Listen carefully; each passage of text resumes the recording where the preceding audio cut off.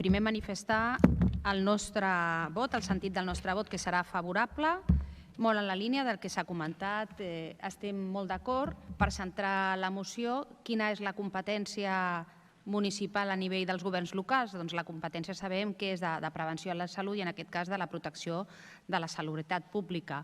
Llavors, en aquesta línia estem molt d'acord en la línia en la moció que es planteja.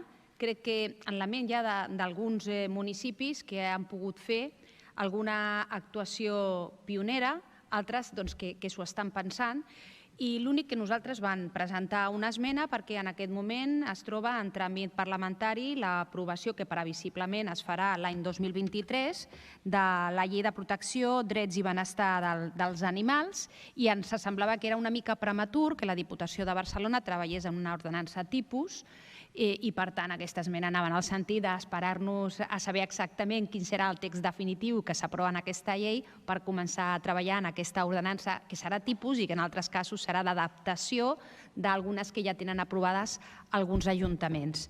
Per tant, molt d'acord, molt en la línia i el nostre vot, com he dit a l'inici, serà un vot favorable.